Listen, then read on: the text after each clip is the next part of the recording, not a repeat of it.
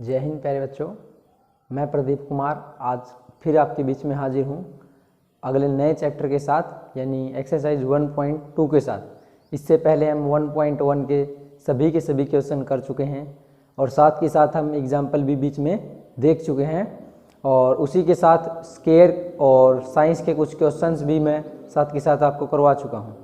तो आज हम करने जा रहे हैं एक्सरसाइज 1.2 और इसके अंदर बहुत सारे बेसिक्स पॉइंटों की ज़रूरत हमें पड़ेगी। वो बेसिक्स पॉइंट में जो हमारी स्टार्टिंग की जो फर्स्ट वीडियो थी, जब मैंने रियल नंबर स्टार्ट किया था, तो उसी वीडियो के अंदर मैं सभी बेसिक पॉइंट डिस्कस कर चुका हूँ। तो यदि अभी तक वो वीडियो नहीं देखी आपने तो उस वीडियो को जाके देखें, उसका लिंक नीचे आपके डिस्क्रिप्शन में आपको मिल जाएगा। तो स्टार्ट करते हैं क्वेश्चन नंबर 1, यानी पहला प्रश्न हम स्टार्ट करने जा रहे हैं एक्सरसाइज 1.2 के लिए। 1.2 के अंदर पहला क्वेश्चन क्या है? निम्नलिखित संख्याओं को अभाज्य गुणनखंडों के गुणनफल के रूप में व्यक्त कीजिए। हिंदी में और इंग्लिश में है express each number as a product of its prime factors. तो इसके कुछ 5 पार्ट हमें दे रखे हैं क्वेश्चन के और 5 जो भाग है उनका क्या करना है, संख्याओं को अभाज्य गुणनखंडों के गुणनफल के रूप में व्यक्त करना है भाई। तो अभाज्य संख्याओं के बारे में बता चुका हूँ। अभाज्य संख्याएं वे संख्याएं होती हैं जो सिर्फ एक से और अपने खुद से ही जो हमारी भाग हो जाती है उसको क्या बोलते हैं? अभाज्य संख्याएं बोलते हैं। तो वो मैं डिटेल में आपको बता चुका हूँ। तो अभी मैं लिखवा देता हूँ क्वेश्चन की ज़रूरत के हिसाब से। अभाज्य संख्याएं हमारी कौन कौन सी है? सबसे पहली है 2, 3, 5, 7, 11, 13 और उसके बाद 17, 19, 23। इसके आगे भी होती हैं। आज हमें सिर्फ 23 तक ही ज़रूरत इनकी पड़ेगी। तो देखते हैं पहला क्वेश्चन। तो क्या है? 140 के गुणनखंड करने हैं। 140 के लिए गुणनखंड करने हैं, यानी 140 इसके लिए। और सिर्फ क्या करने हैं? अभाज्य गुणनखंड, यानी जो अभाज्य संख्याएं हैं उसी से इसके गुणनखंड यानी फैक्टर्स करने हैं। तो सबसे पहले हम सबसे छोटी अभाज्य संख्या 2 है। देखते हैं कि 2 से पूरा भाग होगा। ये 2 से पूरा भाग हो जाता है। 2, 3, 5, 7 इन जैसे जैसे जो संख्याएं भाग कैसे होंगी, किससे कौन सी संख्या भाग हो सकती है, वो मैं अलग से एक वीडियो में आपको बता दूंगा। तो ये कितना होगा? 70। उसके बाद फिर ये 2 से भाग होगा तो कितने पे जाएगा? 35 पे। फिर ये कितने पे जाएगा? ये 2 पे नहीं जाएगा 35, ये किस पे जाएगा? 3। लेकिन ये 3 पे भी 35 नहीं जाएगा। फिर देखेंगे हम 5 के लिए, तो ये 5 से 35 पूरा भाग हमारा हो जाता है कितने पे? 7 पे। अब क्या है, 5 पे भी ये 7 हमारा भाग नहीं होगा, तो अगली संख्या देखेंगे अभाज्य संख्या कौन सी? 7 के लिए। तो 7 से इसको भाग देंगे तो ये 7 से पूरा भाग हो जाता है। तो 140 के गुणनखंड क्या क्या होंगे हमारे? यहाँ पे 2 है, उसके बाद फिर 2 है, उसके बाद फिर क्या है हमारा? 5 है, उसके बाद 7 है और फिर आखिर में हमारा 1 है। तो ये क्या हो जाते हैं इसके अभाज्य गुणनखंड? क्या? 2 गुना 2 गुना 5 गुना 7 गुना 1। और इसको हम अच्छे से लिख सकते हैं 2 की पावर 2 गुना 5 गुना 7। तो ये क्या हो जाएंगे हमारे? इसके फैक्टर हो जाएंगे भाई। कौन से? Prime factor. अब देखते हैं सेकंड 156 के लिए। सेम ऐसे ही 156 है हमारा, यहीं पे करते हैं 156। बहुत ही इजी क्वेश्चंस हैं, आप बहुत जल्दी कर सकते हो। जितना आप प्रैक्टिस करोगे उतना जल्दी आप इनको कर पाओगे। तो क्या है? 2 से भाग होगा, ये 2 से भाग देके देखेंगे तो कितने पे जाएगा? 78 पे। उसके बाद फिर ये 2 पे भाग जाएगा तो कितना? 2 3 6 2 में 18 कितना? 39 पे जाएगा। अब 39 किससे जाएगा? 2 से तो जाएगा नहीं। अब देखेंगे 3 से, तो ये 3 पे भाग हो जाता है। तो 3 एकम 3 और 3 तिया 9। उसके बाद अब ये 3 पे नहीं जाएगा 13, तो क्या देखेंगे? 5 के लिए, 5 पे भी नहीं जाएगा। फिर देखेंगे 7 के लिए, 7 पे भी नहीं जाएगा। फिर देखेंगे हम 11 के लिए और फिर देखेंगे हम 13 के लिए। तो ये फाइनली 13 से पूरा भाग हो जाता है। तो क्या होगा? 156 के हमारे जो फैक्टर होंगे वो 2 गुना 2 गुना 3 गुना 13 गुना 1। और इसको अच्छे से लिखेंगे तो क्या 2 गुना 2 यानी 2 की पावर 2 गुना 3 गुना 13 गुना 1, ये हमारा क्या होगा, इसका आंसर होगा। तो इसी प्रकार हमें सभी के करने हैं। तो 2 के मैंने आपको करवा दी है, अब तीसरे को देख लेते हैं। तो अब देख लेते हैं हम थर्ड पार्ट, और थर्ड पार्ट में क्या है 3825। 3825 के लिए क्या देखने हैं, अभाज्य गुणनखंड। तो लिखेंगे क्या, सबसे पहले 3825 और फिर इसके फैक्टर करके देखेंगे तो क्या 2 से भाग नहीं होगा। फिर देखेंगे 3 पे, तो 3 के लिए क्या होना चाहिए, जितने भी डिजिट है वो उनका सभी का जोड़ 3 से भाग होना चाहिए। और सभी का जोड़ कितना आता है डिजिट का, जैसे 8 और 2 10 और 5 15 और 3 18, 18 3 से पूरा भाग हो जाता है, यानी संख्या भी 3 से भाग होगी। तो 3 एकम 3, 3 दूनी 6, बचता है कितना 2, तो 3 सता 21 और 3 पंजे 15, तो 1275 पे ये पूरी भाग हो जाती है। अब फिर देखेंगे 3 पे, तो 7 और 3 10 और 5 15, यानी 3 से भाग हो जाएगी। फिर क्या होगा, 3 पे भाग देंगे तो 3 चौके 12, 3 दूनी 6, 3 पाँचे 15। अब ये 3 से भाग नहीं होगी, तो 3 से अगली हमारी क्या है 5 है। 5 पे देखेंगे तो 5 पे ही भाग हो जाती, क्योंकि 0 और 5 चाहिए आखिर में, यहाँ पे 5 है। तो 5 अठे 40 और पंजू 25, 85 आ गया। फिर कितने पे जाएगी 5 पे, 5 एकम 5, 5 सते 35, और फिर ये फाइनली किस पे जाएगी 17 पे। क्यों, क्योंकि 5 के बाद ना 7 पे 17 भाग होगा, ना 11 पे, ना 13 पे, और हमारा आखिर में किस पे होगा 17 पे। बीच की जितनी इनकी संख्याएं हैं, जैसे 11 और 13 के बीच में 12 है, ऐसे हमें उनसे भाग देके नहीं देखना, क्योंकि यहाँ सिर्फ किसकी है, अभाज्य गुणनखंडों की बात हो रही है। और अभाज्य हमारी जो संख्याएं हैं वो यही संख्या क्या है, अभाज्य है। तो इसके लिए क्या देखेंगे, 3825 के अभाज्य गुणनखंड क्या क्या होंगे। सबसे पहले लिखेंगे 3, फिर ये जो 3 है इसको लिखेंगे, फिर 5 है हमारा, इनटू क्या है, फिर 5 है, और फिर लास्ट में कितना 17 और 1। तो जब इनको अच्छे से लिखेंगे तो क्या होगा, 3 गुना 3 का मतलब क्या है 3 स्क्वायर इंटू 5 क्या है हमारा 5 स्क्वायर और 17, ये क्या होगा हमारा आंसर हमें मिल जाता है। ये क्या होंगे इसके अभाज्य गुणनखंड। अब देखते हैं इससे अगला 5005 के लिए। 5005 में क्या होगा, 5005 के गुणनखंड क्या क्या होंगे। ये पहले 2 पे भाग नहीं होगा, फिर 3 पे भी भाग नहीं होगा, किस पे होगा, ये 5 पे होगा। तो 5 एकम 5, 5 से भाग हो गया। अब किस पे देखेंगे, ये 5 पे नहीं होगा, फिर देखेंगे 7 पे, क्या ये 7 पे भाग होता है। यदि 7 से भाग नहीं होता, फिर इसको हम देखेंगे 11 पे, और 11 से भी भाग नहीं होता, फिर इसको हम देखेंगे 13 पे, और 13 से भी भाग नहीं होगा तो फिर देखेंगे 17 पे। लेकिन ये क्या होगा हमारा 7 से ही पूरा भाग हो जाता है। 7 से भाग होगा, कितना मिलेगा 7 एकम 7, और फिर क्या होगा 7 चौके 28, बचेगा कितना 2, तो 7 तिया 21, कितना मिलेगा हमें 143, 143। अब 143 फिर देखेंगे 7 से भाग नहीं होगा, क्योंकि 7 दूनी 14, शेषफल 3 बचता है। 7 के बाद अगली संख्या क्या है 11, 11 से भाग हो जाता है, क्योंकि 11 एकम 11 और 11 तिया 33, और फिर 13 किससे भाग होगा, 13 सिर्फ 13 से ही भाग होता है। तो 5005 जो हमारी संख्या है उसके लिए क्या क्या होंगे अभाज्य गुणनखंड, 5 गुना 7 गुना 11 गुना 13। तो ये हमारा क्या हो जाएगा, इसका आंसर हो जाएगा। आप इसका स्क्रीनशॉट ले सकते हो। आई होप आपको ये क्वेश्चन अच्छे से समझ में आया होगा। फिर भी कोई डाउट है तो मुझे कमेंट सेक्शन में बता सकते हैं। और देख लेते हैं इसका लास्ट पार्ट क्या है, तो ये लास्ट पार्ट क्या है इसका 7429। तो इसको भाग दे के देखेंगे 2 से ये भाग नहीं होगा, फिर 3 से देखेंगे 3 से भी नहीं होगा, फिर 5 से देखेंगे, फिर 7 से देखेंगे 7 से भी भाग नहीं होता, फिर 11 से भी भाग नहीं होगा, फिर इसको देखेंगे 13 से, क्या ये 13 पे भाग हो जाता है। यदि 13 से भी भाग नहीं होता तो फिर हम देखेंगे 17 पे, तो 17 से ये भाग हो जाता है। पीछे की संख्याओं से आप भाग करके देख सकते हो, मैं इसको पहले ही देख चुका हूँ, इसलिए 17 से डायरेक्ट आपको करवा के बता देता हूँ।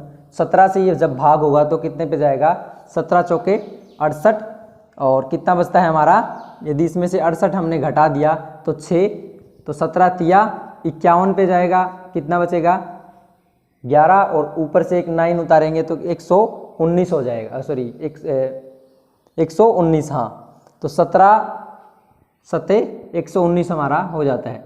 तो कितना मिलेगा हमें 437।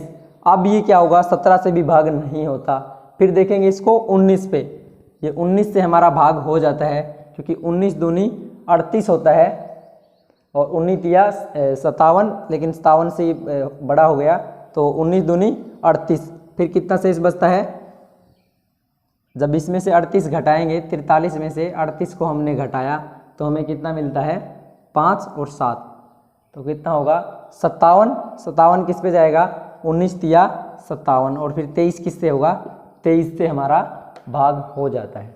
तो 7429 के लिए क्या क्या होंगे फैक्टर, प्राइम फैक्टर क्या क्या होंगे इसके, 17 गुना 19 गुना 23। बहुत ही इजी क्वेश्चन था, यही हमारा क्या होगा इसका आंसर। तो आप पीछे के जो भी हैं इनसे आप भाग दे के देख लेना, 17 से पहले के, 17 से पहले किसी से भाई भाग नहीं होता, डायरेक्ट ही 17 पे भाग होता है, फिर 17 के बाद 19 और फिर 23। आई होप आपको ये पहला क्वेश्चन अच्छे से समझ में आया होगा। अब देख लेते हैं सेकंड क्वेश्चन, और उससे पहले आप वीडियो को लाइक कर दें, कोई डाउट है तो आप मुझे कमेंट सेक्शन में बता सकते हैं, और वीडियो को शेयर कर दें ज़्यादा से ज़्यादा। नए हैं तो चैनल को सब्सक्राइब ज़रूर कर लें, और बेल आइकन को प्रेस करना ना भूलें। तो देखते हैं क्वेश्चन नंबर सेकंड, बोर्ड की स्क्रीन पे आपके लिखा है, क्या है, पूर्णांकों के निम्नलिखित युग्मों के HCF और LCM याद कीजिए तथा इनकी जांच कीजिए। क्या है, दो संख्याओं का गुणनफल बराबर HCF गुणा LCM। HCF के बारे में मैं आपको पहले डिटेल में बता चुका हूँ, रहता है हमारा LCM। HCF क्या था हमारा, हाईएस्ट कॉमन फैक्टर, और LCM हमारा क्या है, लीस्ट कॉमन मल्टीपल।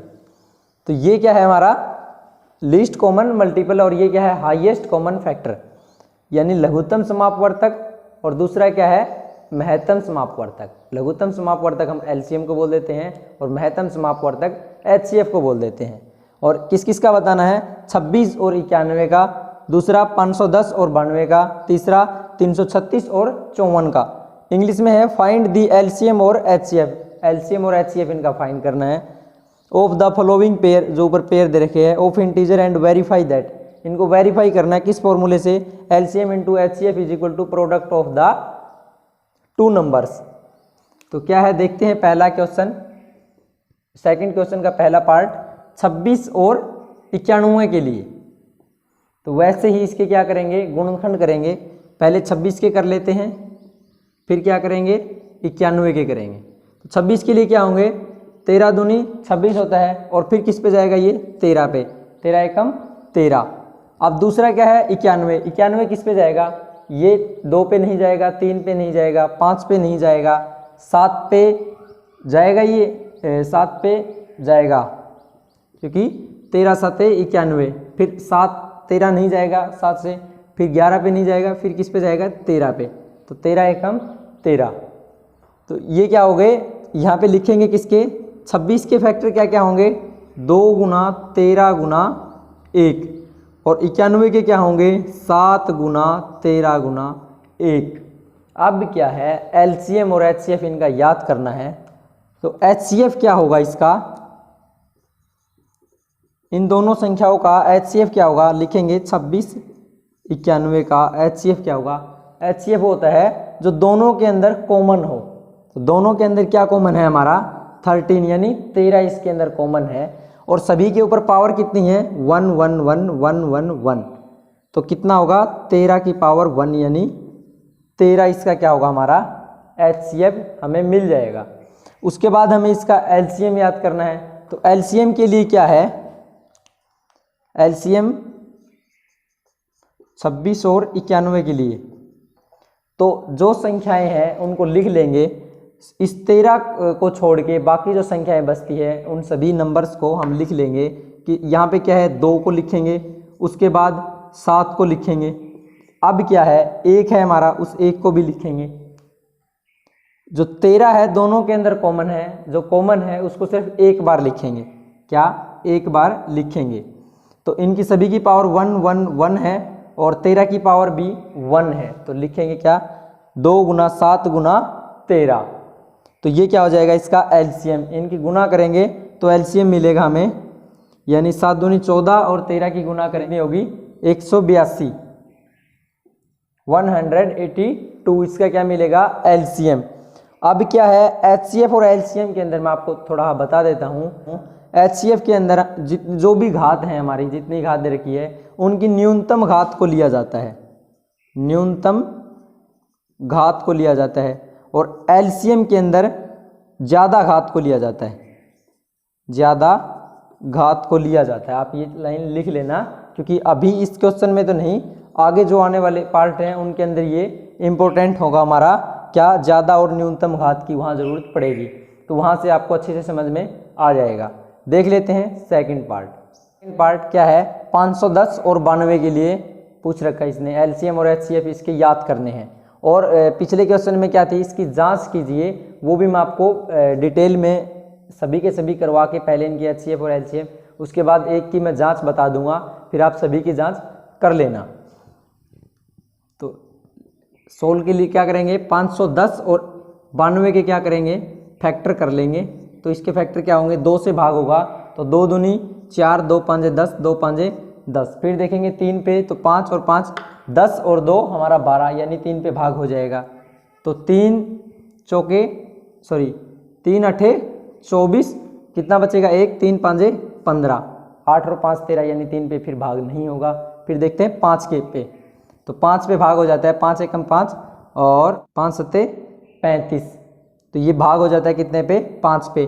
फिर 17 किस पे भाग होगा, 17 खुद 17 से ही भाग होता है।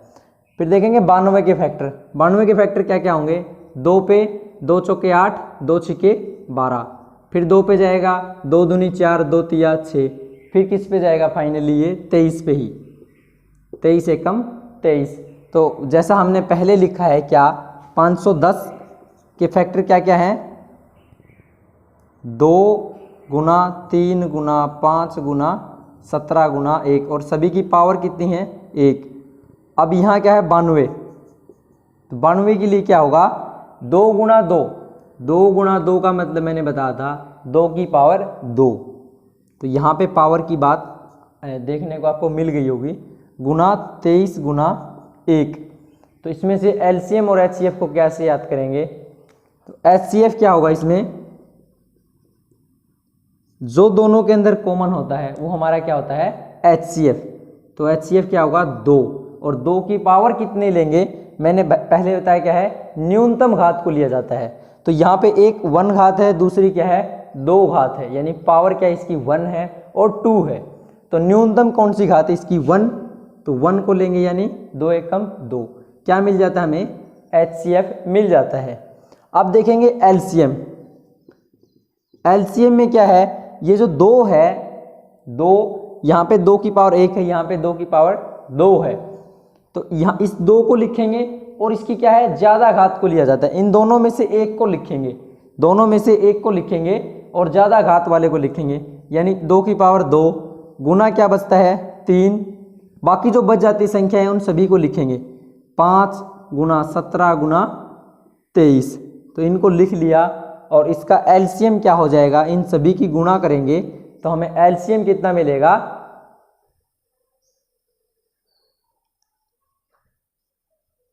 23,460। इसका क्या मिलेगा एलसीएम, उसको आप इनकी गुना करके देख लेना, मैंने करके देख ली है, 23,460 इसकी क्या होगी एलसीएम हमें मिल जाता है। अब देखेंगे इसी की जांच कैसे होगी, क्योंकि पहले क्वेश्चन में मैंने जांच नहीं बताई थी, अब मैं इसकी जांच भी आपको बता देता हूं। तो जांच के लिए इसने फॉर्मूला हमें दे ही रखा है, जो हमारे लिए क्या है मैंने इंपॉर्टेंट लिख भी दिया है, और ये इस चैप्टर का सबसे इंपॉर्टेंट फॉर्मूला है। क्या, 2 संख्याओं का गुणनफल, प्रोडक्ट ऑफ 2 नंबर बराबर क्या है एचसीएफ गुना एलसीएम। तो 2 संख्याओं का गुणनफल, 2 संख्याएं कौन कौन सी है, इसी के अंदर था हमारा 510 और 92, यानी 510 और 92 की गुणा करेंगे तो हमें कितना मिलेगा 46,920 मिलेगा। कितना 46,920 हमें मिल जाता है 2 संख्याओं की क्या है गुणनफल।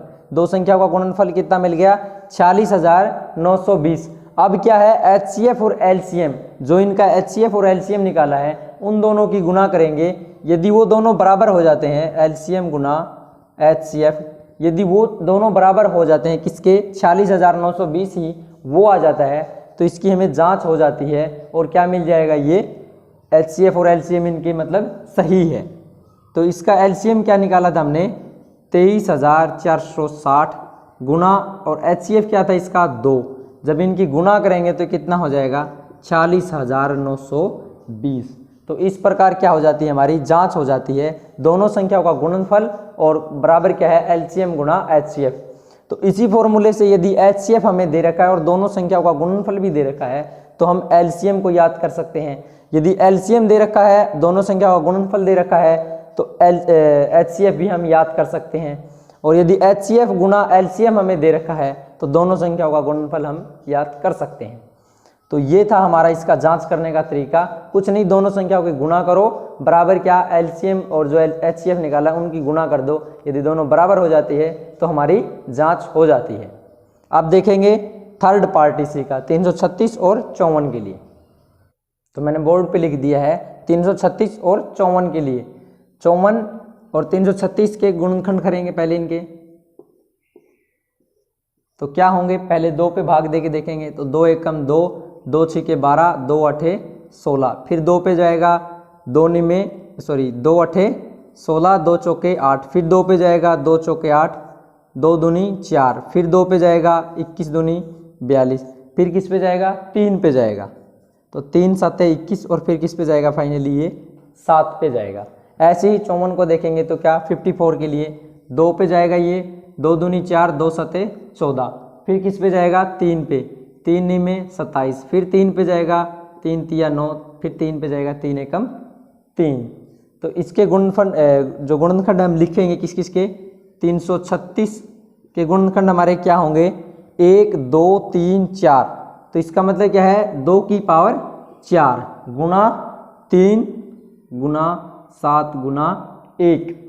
और 336 के तो ये हो गए। अब 54 के लिए क्या है यानी 54 के लिए 2 की पावर क्या है 1। इन सभी की पावर कितनी थी 1 1।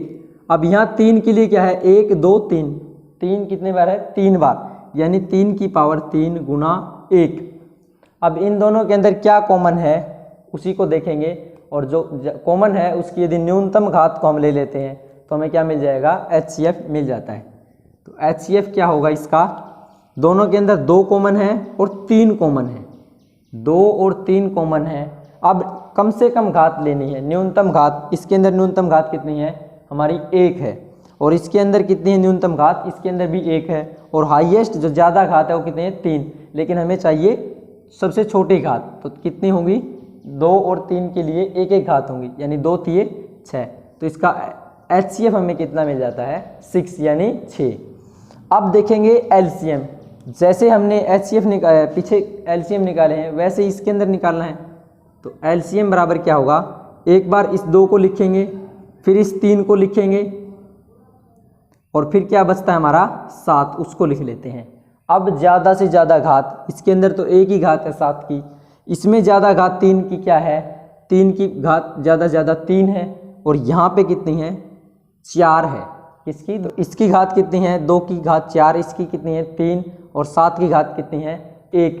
और इन सभी की क्या कर देते हैं गुना, और गुना हमें कितनी मिलेगी 3024। क्या गुना मिलेगी इसकी 3024 और 3024 ही हमारा क्या होगा LCM हमें मिल जाता है। अब इसकी जांच कैसे करेंगे, तो जांच के लिए क्या है दोनों संख्याओं का गुणनफल। अब इन दोनों का यदि हम गुणा कर देते हैं यानी 336 गुना 54, दोनों की गुणा करेंगे और फिर क्या है जो हमने LCM निकाला है, LCM क्या है हमारा 3024 और HCF कितना था हमारा 6। इन दोनों की संख्याओं की गुणा कितनी होगी और HCF और LCM की गुणा कितनी होगी 18,144 और इन दोनों की गुणा भी कितनी होगी 18,144 हमें मिल जाती है। तो इस प्रकार क्या हो जाती है इसकी जांच भी हो जाती है। और इसी का जो फर्स्ट पार्ट था उसकी जांच मैंने आपको नहीं बताई थी वो आप खुद से करके देखोगे। इनसे तो बहुत ही आसान है, इसलिए मैंने नहीं करवाया, ताकि मैं अभी आपको समझा देता हूँ, आप खुद से भी कुछ करोगे। यदि फिर भी आपको डाउट है तो मुझे कमेंट सेक्शन में बता देना। तो आज के लिए सिर्फ हम रखते हैं 2 ही क्वेश्चन, और आगे जो हमारा 3rd क्वेश्चन है, 4th क्वेश्चन है, उनकी फिर एक अगली वीडियो लेके आऊँगा मैं। और उसके इसी के क्या है, आप बीच में बहुत सारे हमारे नंबर्स हैं, एग्जाम्पल्स में भी दे रखे हैं, और भी आपको अदर भी कहीं गाइड वगैरह, गैस पेपर वगैरह मिल जाएंगे, तो वहाँ से उनकी आप प्रैक्टिस करते रहना। और कोई डाउट आए तो मुझे कमेंट सेक्शन में बता देना। वीडियो अच्छी लगी तो लाइक करें, कमेंट करें, शेयर करें दूसरों तक, जो भी आपके साथी हैं, जितने भी आपके क्लासमेट हैं, सभी के पास वीडियो को शेयर करें। और चैनल को सब्सक्राइब ज़रूर कर लें, बेल आइकन को भी ज़रूर प्रेस करें, ताकि जो नेक्स्ट वीडियो है उसकी नोटिफिकेशन आपको मिल जाए। मिलेंगे नेक्स्ट वीडियो के अंदर। जय हिंद।